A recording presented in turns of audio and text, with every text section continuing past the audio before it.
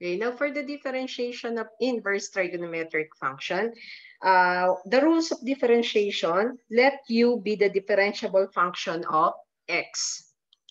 Okay, now for the formulas, we have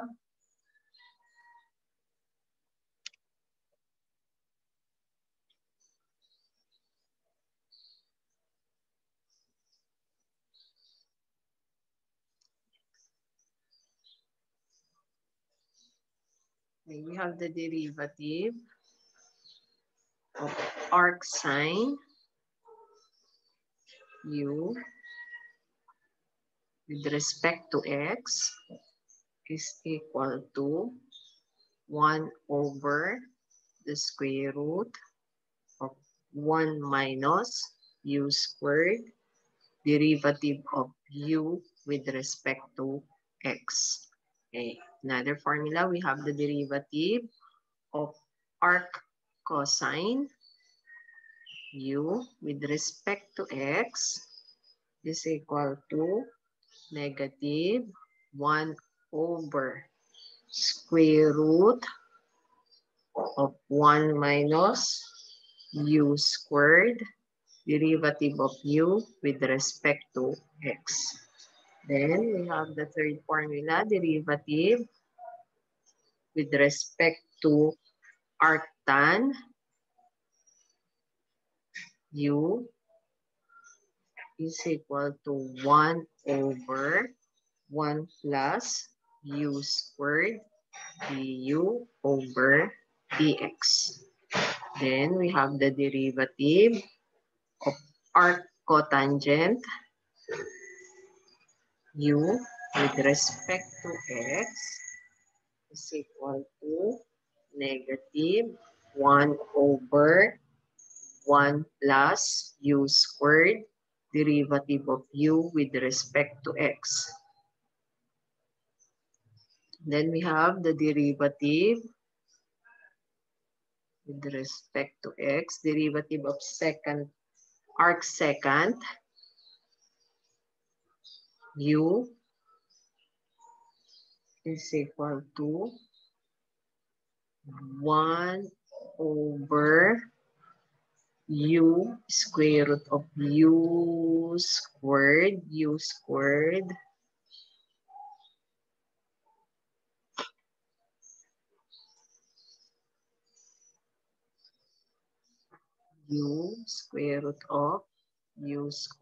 minus 1 derivative of u with respect to x. Derivative of arc cosecant u with respect to x is equal to negative 1 over u square root of u squared minus 1 derivative of u with respect to x. Okay, if you notice, ang u natin, that is your dependent variable, x is the independent variable. Kaya yung u, yung mismong value ng u, yun yung ilalagay nyo po dito. And the derivative of u, kung ano yung nakalagay sa given. Baka mamaya ilalagay, wag nyo isama yung sign na to because this one are the formulas. Yan po ang formulas natin. Now, let us try to solve problem number 1. Example.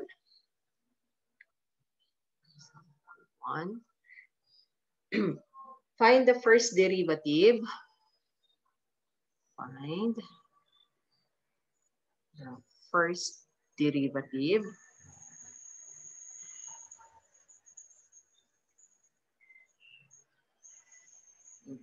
given is y is equal to arc sine 2x minus 3. Okay. The requirement is to find for the first derivative. Therefore, that is y prime. Y prime is equal to formula for the arc sine that is equal to 1 over, remember that your arc sine 1 minus u squared. Ang u natin is your 2x minus 3. Diba? The formula is 1 over square root of 1 minus u squared. Therefore, that is 1 over square root of 1 minus 2x minus 3 squared. Then the derivative of your 2x, derivative of 2x minus 3. Okay, therefore, that is with respect to x. Therefore, your y prime here now is equal to 1 over square root 1 minus, expand natin to 2x minus 3 squared. That is equal to 4x squared minus 12x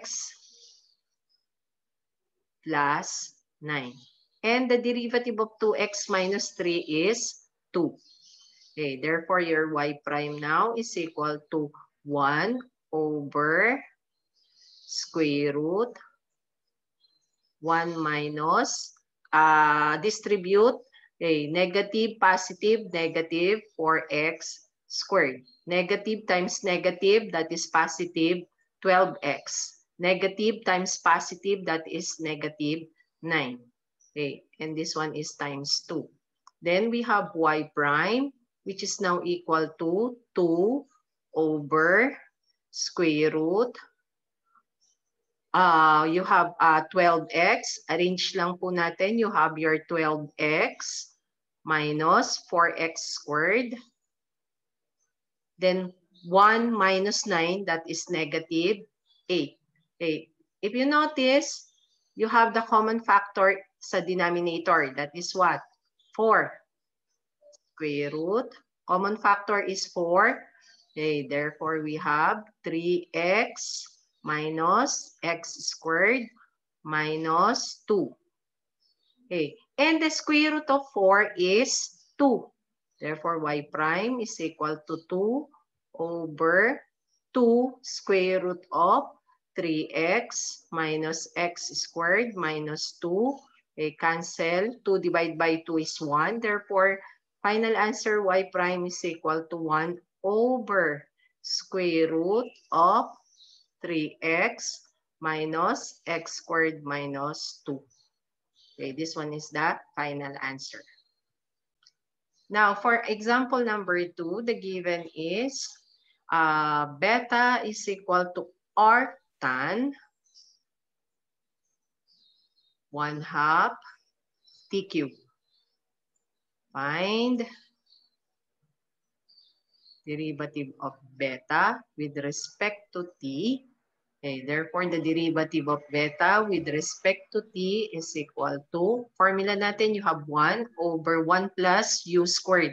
Ang u natin is 1/2 t cubed. Therefore, that is 1 plus 1/2 t cubed squared. Then, the derivative of your, 1/2 u. this one is 1/2 t cubed with respect to t. Then, derivative of beta with respect to t equal to 1 over 1 plus, okay, therefore that is 1/4 t to the 6. Then the derivative of this one is 3 over 2 t squared. Okay. Derivative of beta with respect to t is equal to 3 over 2 t squared. Then simplify natin to. Okay, you have 1 over LCD ng denominator. You have 4 plus t to the 6 over 4. Then that is equal to 3 over 2 t squared times 4 over 4 plus t to the 6. 4 times 3, that is 12. Derivative of beta with respect to t is equal to 12 t squared over 2 times 4 plus t to the 6. T to the 6. Okay, 12 over 2 is 6. Therefore, the final answer, the derivative of beta with respect to t is equal to 6 t squared over 4 plus t to the 4 plus t to the 6.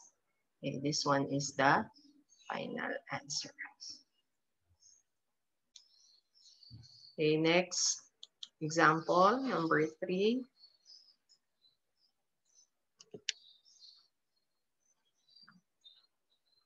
Example 3.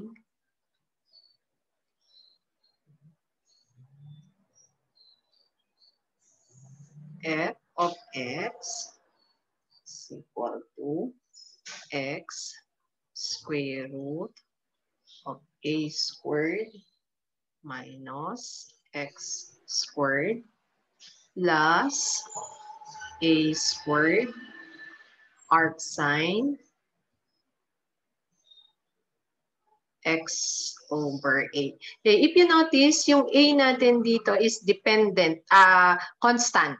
Ang dependent natin is your x. Okay, ang a ay constant ha, a is constant. What have you noticed? This one is, pwede natin gamitin dito is product, tas tsaka natin gamitan to ng inverse. Okay, how do we solve for this one? Okay, therefore we have f prime x equal to x. Then the derivative of this one, that is times 1/2. Okay, this one is a squared minus x squared raised to negative 1/2. Then the derivative of this one is negative 2x. Then plus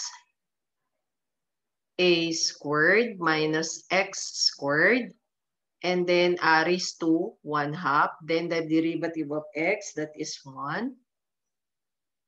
Then get the derivative of the second factor, that is plus.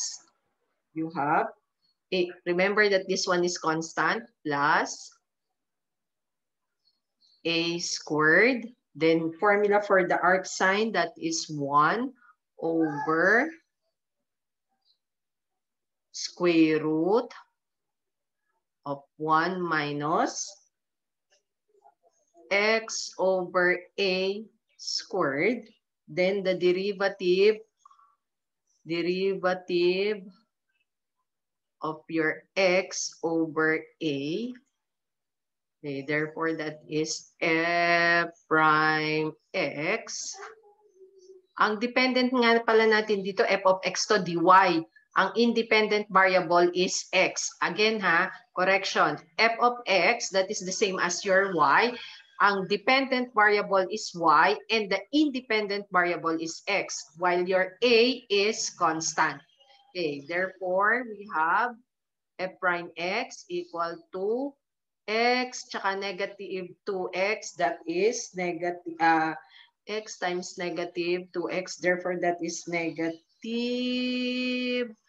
2x squared over 2, gawa nito, then you have a squared minus x squared plus raised to negative 1/2 plus a squared minus x squared raised to 1/2 plus, okay, derivative of this one is 1 over a. Therefore, this one is a squared over a times 1 over, this one is square root ng 1 minus x squared over a squared. F prime x is equal to negative x squared kasi 2 divided by 2 is 1. Then a squared minus x squared raised to negative 1/2 plus a squared minus x squared raised to 1/2 plus, cancel this one, you have a all over square root. Get again the LCD, you have a squared minus x squared over a squared. Okay, therefore your f prime x is equal to negative x squared over a squared minus x squared raised to 1/2 plus a squared minus x squared raised to 1/2 plus a over square root of 1 over a squared. Do you have 1 over a square root a squared minus x squared? Okay, now we have f prime x. I'm going to copy lang yung nasa kabila natin. Which is equal to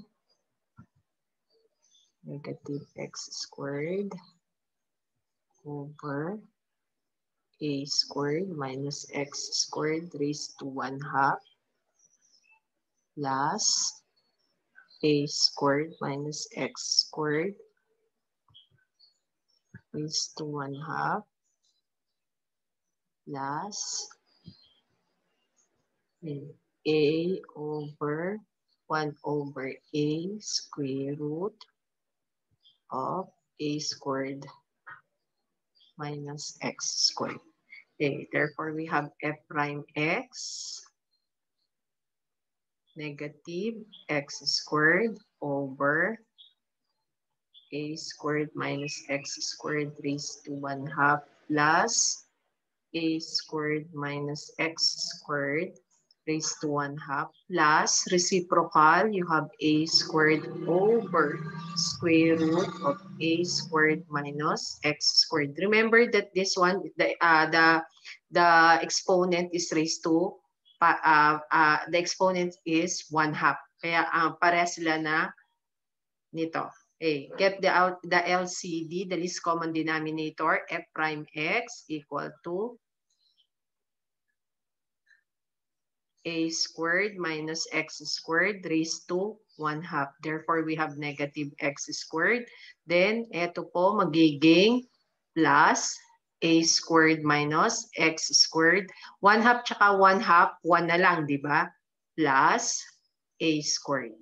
Okay, therefore, if f prime x is equal to negative x squared plus a squared minus x squared plus a squared over a squared minus x squared raised to 1/2. Therefore, we have equal to negative x squared, tas a squared, parehas ang sign. You have 2a squared minus 2x squared over a squared minus x squared raised to 1/2. Common factor, 2. Therefore, we have a squared minus x squared over a squared minus x squared raised to 1/2. Okay, since you have the same base, ang ginagawa sa exponent kapag division is sinusubtract. Since ang exponent nito is 1 minus 1/2. 1 minus 1/2 is 1/2, positive 1/2. Therefore, the final answer, f prime x is equal to 2 square root of a squared minus x squared. Okay, another example number 4.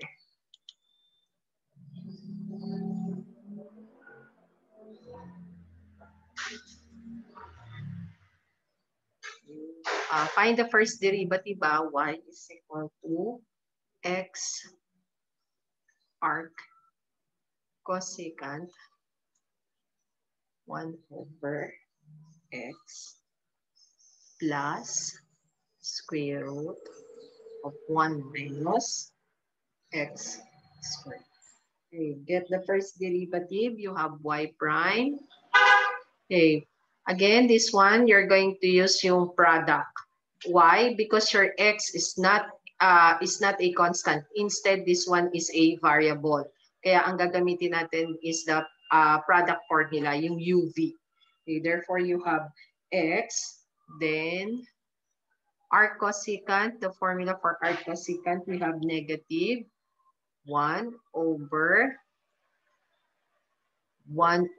x, kasi u natin is 1 over x, square root of 1 over x squared minus 1, then the derivative of your 1 over x. 1 over x. Okay. Plus your arc cosecant. 1 over x. Then the derivative of your x is 1 plus 1/2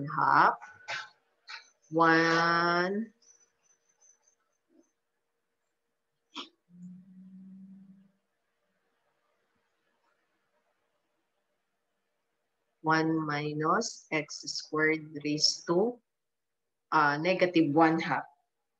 Kasi di ba 1/2 minus 1, negative 1/2. Then the derivative of this one is negative 2x. Negative 2x. Ito po yung kaduktong ha. Okay, therefore your y prime is equal to, okay, we have, okay, simplify. Okay, we have x times negative 1 over 1 over x square root ng 1 over x squared minus 1. Then this one times, ito nga sabi natin negative 1 over x squared. Okay, therefore that is plus arc cosecant 1 over x, kasi times 1, positive, negative, negative 2x over 2. Ito kasi 1/2. Then 1 minus x squared raised to negative 1/2.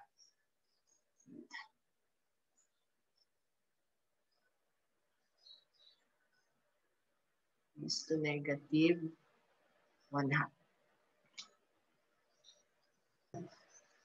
Okay. Okay, therefore this one is y prime equal to negative times negative, positive. Tapos ito, get the reciprocal, you have x squared. Negative times negative, again, positive. Tapos this one over x squared. Yx squared yun nasa numerator. Get the reciprocal of this one times x, that is x squared over x squared. Tapos you have times 1 over square root. Okay, eto you have, get the LCD, 1 minus x squared over x squared.